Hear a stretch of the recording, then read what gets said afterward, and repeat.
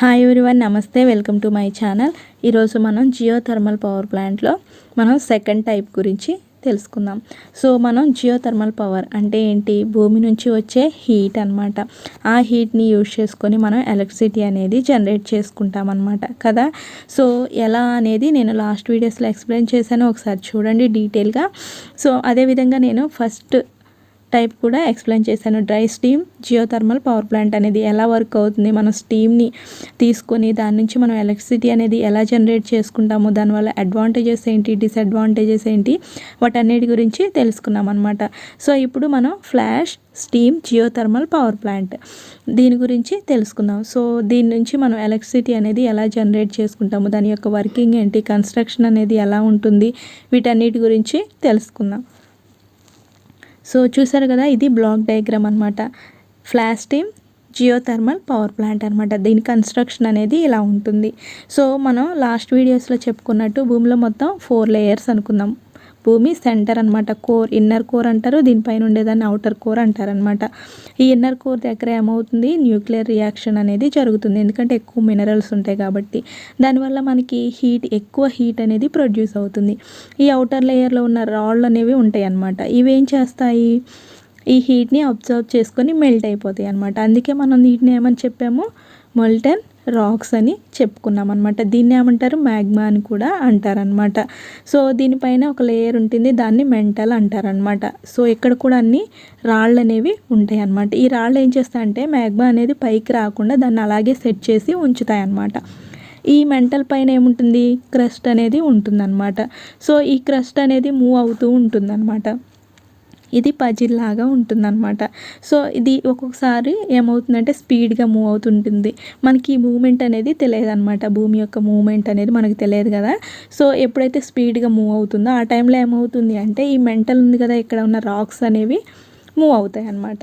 So move అవటం వల్ల ఏమవుతుంది, లోపల ఉన్న మ్యాగ్మా ఇది తేలిగ్గా ఉంటుంది కదా. సో ఇది ఏమవుతుందంటే ఇలా పైకి వస్తుంది, ఆ గ్యాప్స్లో నుంచి పైకి వచ్చి ఈ సర్ఫేస్, భూమి యొక్క సర్ఫేస్ ఉంటుంది కదా, దాని కింద సెటిల్ అయ్యి ఉంటుందన్నమాట. సో వాటర్ అనేది దీని కాంటాక్ట్లోకి వచ్చినప్పుడు ఆ వాటర్ అనేది హీట్ అయ్యి అక్కడ స్టీమ్ అనేది ప్రొడ్యూస్ అవుతుందన్నమాట. సో మనం ఇక్కడ ఈ flash steam geothermal power ప్లాంట్లో ఏం చేస్తాము అంటే, మనం ఈ వేడైన వాటర్ ఉంటుంది కదా, హాట్ వాటర్, ఈ హాట్ వాటర్ని తీసుకుంటాం అనమాట. అంటే పైప్ని అక్కడి వరకు మనం డ్రిల్ చేస్తామన్నమాట. డ్రిల్ చేసి పైప్ని మనం ఇక్కడ ఇన్స్టాల్ చేస్తాము. దీన్నే ప్రొడక్షన్ వెల్ అని అంటారు, ఎందుకంటే మనం దాని నుంచి హాట్ వాటర్ అనేది తీసుకుంటున్నాం కదా. సో అందుకే దాన్ని ప్రొడక్షన్ వెల్ అని అంటారనమాట. సో మనం ఏం చేస్తామంటే ఈ హాట్ వాటర్ని మనం ఈ ఫ్లాష్ ట్యాంక్ ఉంటుంది కదా, దీనికి ఇస్తాము. ఇక్కడ ఏమవుతుందంటే సింగిల్ ఫ్లాష్ లేదా డబుల్ ఫ్లాష్ అని 2 టైప్స్ ఉంటాయి అన్నమాట. ఈ ఫ్లాష్ ట్యాంక్లో ఏమవుతుందంటే ఎప్పుడైతే మనం హాట్ వాటర్ అనేది ఇస్తామో ఇక్కడ ట్యాంక్లోకి వెళ్ళగానే ఒకేసారి దాని ప్రెషర్ అనేది డ్రాప్ అయిపోతుంది అనమాట. ఈ హాట్ వాటర్ యొక్క ప్రెషర్ అనేది డ్రాప్ అయిపోతుంది. సో దానివల్ల ఏమవుతుంది, అక్కడ స్టీమ్ అనేది జనరేట్ అవుతుంది అనమాట. అర్థమైంది కదా. సో ఆ స్టీమ్ని మనం టర్బైన్కి ఇస్తామన్నమాట. ఇక్కడ చూసారు కదా, టర్బైన్కి ఇస్తాం.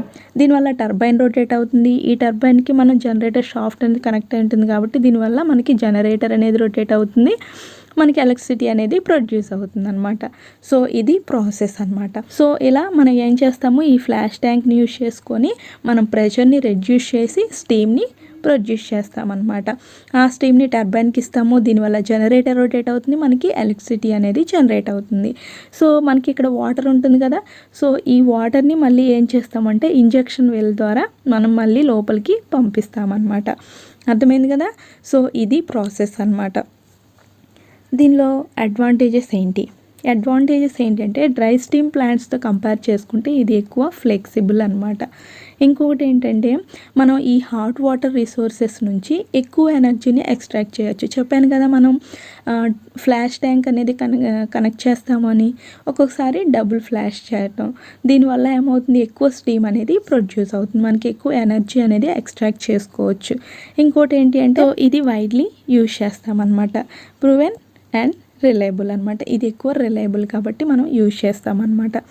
ఇంకా డిసడ్వాంటేజెస్ ఏంటి అంటే మనకి రిక్వైర్స్ హై టెంపరేచర్ రిసోర్సెస్.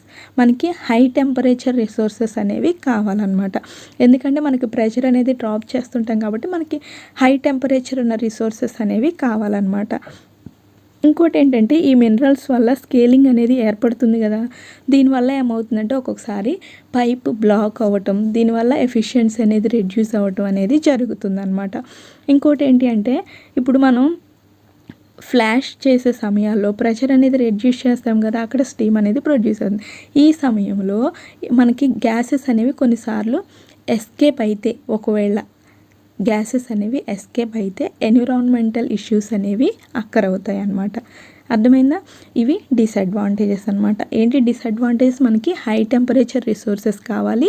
ఇంకోటి మినరల్స్ వల్ల స్కేలింగ్ అనేది ఏర్పడుతుంది కాబట్టి దీనివల్ల కొన్నిసార్లు పైప్ అనేది బ్లాక్ అయిపోయి ఎఫిషియన్సీ అనేది రెడ్యూస్ అవుతుంది. ఇంకోటి ఏంటంటే ఈ ఫ్లాషింగ్ సమయంలో ఒకవేళ గ్యాసెస్ అనేవి ఎస్కేప్ అయిపోతే దీనివల్ల ఎన్విరాన్మెంటల్ ఇష్యూస్ అనేవి అక్కరవుతాయి అన్నమాట. సో ఇవి డిసడ్వాంటేజెస్. సో ఫ్రెండ్స్ చూసారు కదా, ఇది flash steam geothermal power plant అనమాట. మనం ఈ ఫ్లాష్ యూజ్ చేసుకొని ఎలా మనం స్టీమ్ని జనరేట్ చేసుకుంటామో, దానివల్ల ఎలా ఎలక్ట్రిసిటీ అనేది జనరేట్ అవుతుంది, వీటన్నిటి గురించి తెలుసుకున్నాం. దాంతోపాటు దాని యొక్క అడ్వాంటేజెస్, డిసడ్వాంటేజెస్ కూడా తెలుసుకున్నాం అనమాట. సో ఇందులో ఏమైనా డౌట్స్ ఉంటే తప్పకుండా కామెంట్ చేయండి. Thank you for watching. Thank you so much.